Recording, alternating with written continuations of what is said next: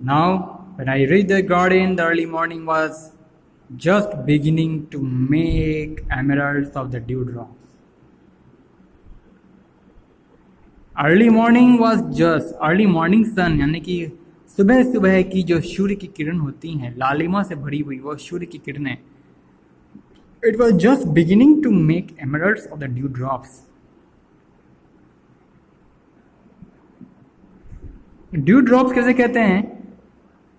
रात भर ओस की बूंदें जो हरी भरी पौधों पर जो ड्रॉपलेट्स वाटर की ड्रॉपलेट्स जो होती हैं पड़ी रहती हैं पत्तों पर, हरी भरी पत्तों पर जो पानी की बूंदें पड़ी रहती हैं, रात भर की ओस की बूंद जो उस पर पड़ी रहती हैं, उससे सूर्य की सुबह सुबह की सूर्य की किरणें उससे डिस्पर्स होती हैं बहुत सारे कलरों में. और वहां पर चूंकि ग्रीन कलर की बहुतायत होती है, ग्रीन कलर की मात्रा अधिक होती है, जिसके कारण एमरल्ड्स का एक वातावरण बनता है. एमरल्ड लाइक कलर का एक वातावरण बन जाता है. तो ड्यू ड्रॉप कैसे कहते हैं आप जान गए? वर्षा रात भर की जो ओस की बूंद हरियाली पत्तों पर जो पड़ी रहती है वाटर ड्रॉपलेट्स की तरह. वाटर ड्रॉपलेट्स रात भर वाटर ड्रॉपलेट्स जो एक्युमुलेट हुई होती है हरी भरी पत्तों पर, सुबह सुबह आपको वो हरी भरी पत्तों पर वो पानी की बूंदें बैठी हुई आपको देखने को मिलेंगी. उसी कहते हैं ड्यू ड्रॉप्स. और उससे पास करता है जब कोई भी white light, early morning sun का white light, early morning sunlight जैसे कहते हैं, सुबह सुबह सूर्योदय की पहली किरण जब उससे गुजरती है तो एक एमरल्ड फॉर्मेशन होता है. एमरल्ड सा एक एटमॉस्फेयर का फॉर्मेशन होता है. एमरल्ड मतलब it is a green coloured jewel.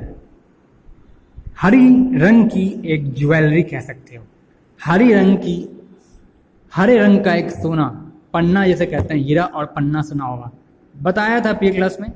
पन्ना कहते हैं. पन्ने के समान एक माहौल पैदा करता है थोड़ी देर के लिए, थोड़े क्षणों के लिए. And the grass was cool and springy to my bare fate.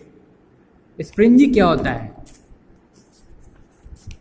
कह रहे हैं रस्किन बॉन्ड साहब का ये लिखा हुआ है. स्प्रिंजी मतलब like spring elastic in nature. और ग्रास कैसा प्रतीत हो रहा था early morning? At the very early morning, grass was seemed to him very cool and springy. Springy मतलब होता है inelastic, मतलब मानो जैसे कि किसी स्प्रिंग पर वो चल रहा हो. ग्रास बहुत ही ठंडदायक और मानो किसी स्प्रिंग पर उसने पैर रखा हो. To my bare feet.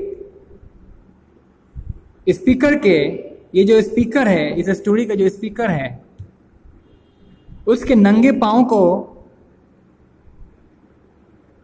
सुबह सुबह जब वो नंगे पांव तले ग्रास में घूम रहा था, घास के मैदान में घास में घूम रहा था अपने नंगे पांव तले, तो उसे घास का मैदान काफ़ी ठंडदायक और स्प्रिंग जैसा, मतलब जिसमें इलास्टिसिटी हो, लचीलापन हो, वैसा उसे प्रतीत हो रहा था.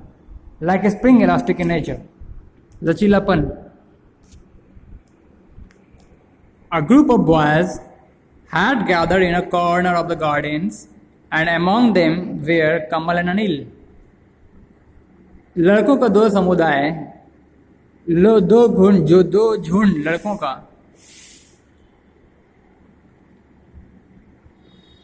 had gathered in a corner of the gardens, बगीचे के किसी कोने में लड़कों का एक झुंड इकट्ठा हो चुका था. And among them were Kamal and Anil, और उनमें से दो कमल और अनिल था.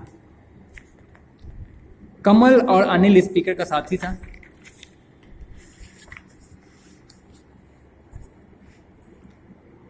Anil's black rhino beetle was the favourite. Anil का एक काले रंग का राइनो बीटल था. देखिए फोटो में 3 बीटल है यहाँ पर, 3 बीटल यहाँ है और एक यहाँ है. इसमें से राइनो कौन है बाद में मालूम चलेगा. काले रंग का था राइनो बीटल अनिल का. वॉज अ फेवरेट, बहुत ही पसंदीदा था उसका. It was a big beetle, सबसे बड़ा बीटल यही था. विथ एन एग्रेसिव फोरहेड, आक्रामक अग्रमस्तिष्क के साथ. Rather like its owner,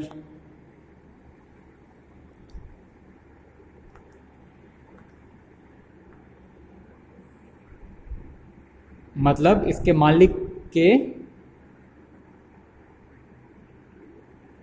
rather like its owner।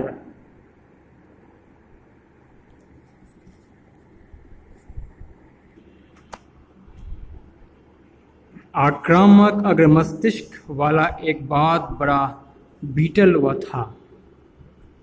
Rather like its owner, उसके मालिक के विपरीत, जबकि उसका ऑनर कौन था? अनिल। अनिल के पास उसकी अग्र मस्तिष्क इतनी आक्रामक नहीं थी जितनी कि उसकी बीटल की थी। यही कारण था कि उस बीटल को ब्लैक प्रिंस नाम रखा था उसने। उसका नाम था ब्लैक प्रिंस। लेकिन अब आइए दूसरी तरफ एक कमल, एक अनिल होगी, अब कमल के बीटल की बारी आ रही है। कमल का जो बीटल था was quite ordinary in size, जिसका साइज बहुत ही साधारण था, but it possessed a long pair of whisker, एक बहुत बड़े जोड़ीदार मूछें, लंबी जोड़ी मूछों की लंबी जोड़ी वो रखे हुआ था। कौन? कमल का beetle. Kamal beetle was quite ordinary in size, बहुत ही साधारण था साइज में, लेकिन उसके पास लंबी जोड़ी वाली मूछें थी। स्पीकर कह रहे हैं कि I suspected it belong to the cockroach rather than the beetle family. मुझे संदेह हुआ था कि कमल का बीटल कॉकरोच से संबंधित है, कॉकरोच के परिवार से संबंधित है कमल का बीटल। मुझे यह ऐसा संदेह हुआ था। उसकी लंबी जोड़ीदार मूछों को देख करके मुझे ऐसा संदेह हुआ कि वो कॉकरोच से संबंधित है, बल्कि वह बीटल फैमिली का था, जबकि वह बीटल फैमिली का था। मुझे वह संदेह हुआ था। And was called Moocha. मुझे ऐसा संदेह हुआ कि कमल का जो बीटल था वह कॉकरोच से संबंधित था, कॉकरोच के परिवार से संबंधित था, ना कि बीटल के परिवार से, जबकि ऐसा नहीं था, वह बीटल फैमिली का ही था। एंड वॉज कॉल्ड मूछा, और उसे मूछा कहा जाता था, which is Hindi for moustache, मतलब मुस्टैच को हिंदी में मूछा कहते हैं। There were one or two other entries, but none of them looked promising, and interest centered on Black Prince.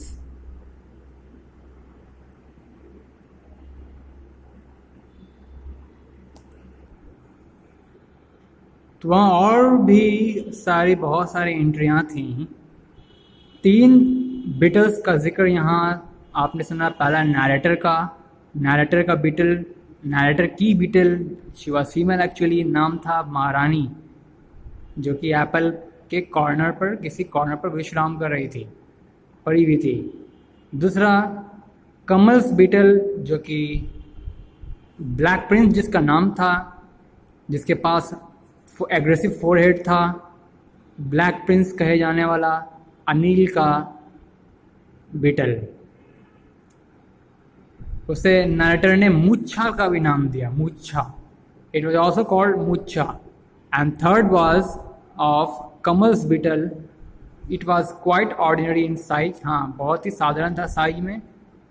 उसे क्या कहा गया? मूछा। उसके नरेटर ने मूछा कहा। और एक अनिल का था, अनिल का जो बीटल था और राइनो बीटल था, बड़ा बहुत लार्ज साइज का बीटल था।